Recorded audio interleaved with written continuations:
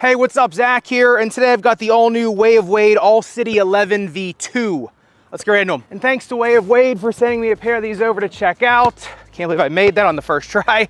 However, all opinions on this video are still all my own, pros, cons, everything in between. Let's get into them. Now, the biggest impetus for the upgrade from the V1 to the V2 on the All City 11 comes in the uppers. Now, the first thing I noticed was the lace line and the tongue. The lace line is a little bit more coned down here going into the forefoot, so there's not as much of an opening there in the distal tongue. That should give a little bit of a better lockdown. Now, what you notice is you don't have those two external ropes here on the periphery of the lace line, and you don't have the external lace eyelets here in the proximal area where in the ankle collar or the heel counter. You also get these really large eyelets here, which are integrated but have a lot more surface area. So right in the midfoot where you'd be pivoting the most, you do get a little bit of a better lockdown. However, I do wish they would have kept the option for the external lace eyelet system here in the ankle collar. I thought that was a really cool touch, but you also have a little bit more protection there now. So it is kind of a trade-off between, I'd say, the forefoot as well as the rear foot. But if you look at Way of Wade's website, the update or upgrade that is top of fold on the All City 11 V2 page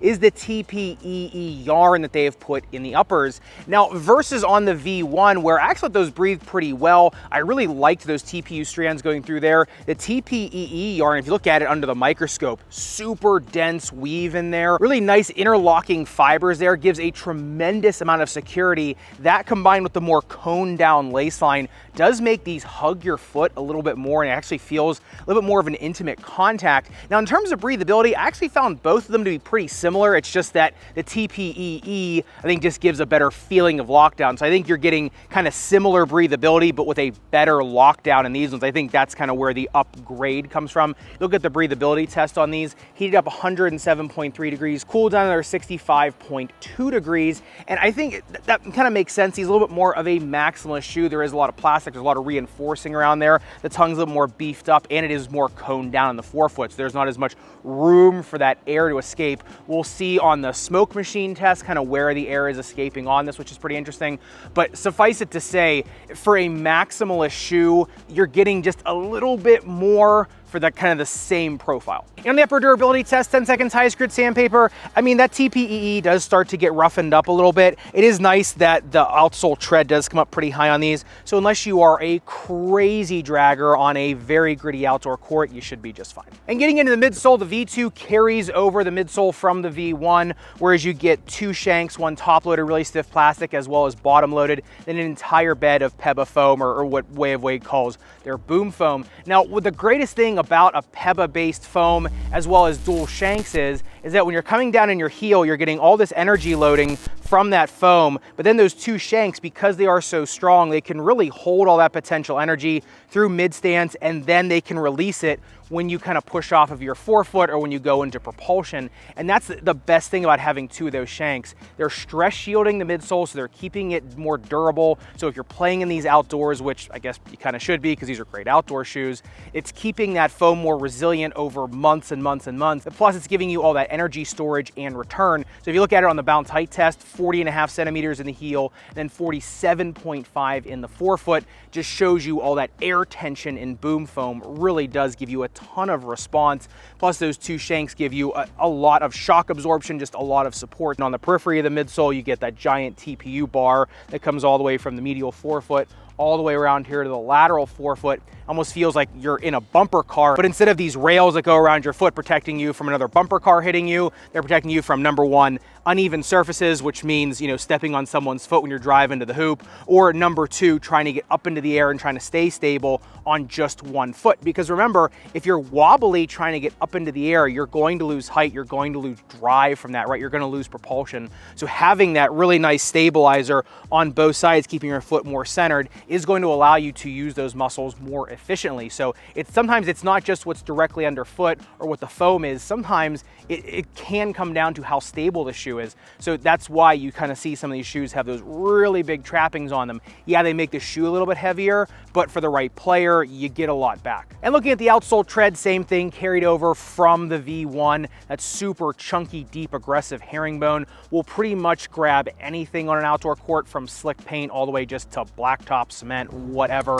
These things are just outdoor beasts in terms of traction. The push-off force you get on these on an outdoor court is incredible. Now, on indoor hardwood, I noticed these, as well as the V1s, they do pick up dust, so you will have to wipe these down kind of intermittently on indoor courts. If the indoor court is like super well maintained, like an NBA or an NCAA floor, I think you're fine, but if you do have a dusty floor, just make sure you have something to wipe them down. Versus on an outdoor court, you don't really have to do anything to these. They'll grip hours and hours later. Even if you're going from playing on blacktop to slick paint, it really doesn't matter. Outdoor courts, these are absolute beasts. And just backing that up on the Outsole durability test, 10 seconds highest grit sandpaper, I mean, yeah, it barely scuffs the outsole of these. So looking for an outdoor shoe to #1, protect your midfoot as well as protect the treads, these have you covered. By far the most impressive part of the setup of the All-C11 V1 or V2 is its speed ratio. I mean, the V2s come in at a 2.75, which is really high for a shoe that is this maximum. So the V1s are actually a tad higher because they were just a little bit lighter in the uppers. And I think it's just incredible for a shoe with this much stability side to side, this much protection, can still give that much of a launch, can still get you off the blocks that quick. And because the shoe is so side to side quick, you can get that speed going side to side as well as coast to coast. Because these things are so side to side stable, and because they have such a good launch, they also make a tremendous tennis or pickleball shoe.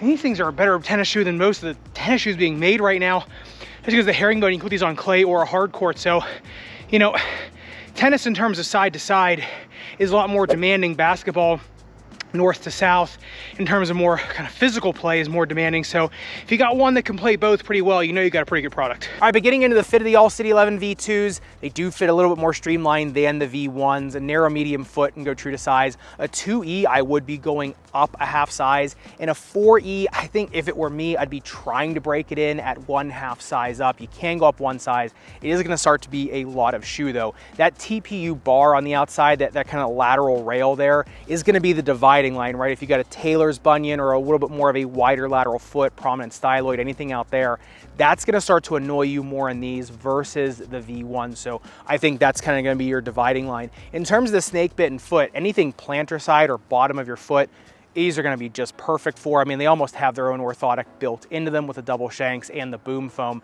I think with an orthotic in these, especially people with wider feet, a little bit of an orthotic that can hold out the lateral side, I think these become one of the best shoes of the year, especially for shock injuries like plantar fasciitis, Achilles tendonitis, things like that. So I think if you're the right foot type, these are going to be perfect in terms of protection and comfort, especially on courts that are a little bit more unforgiving.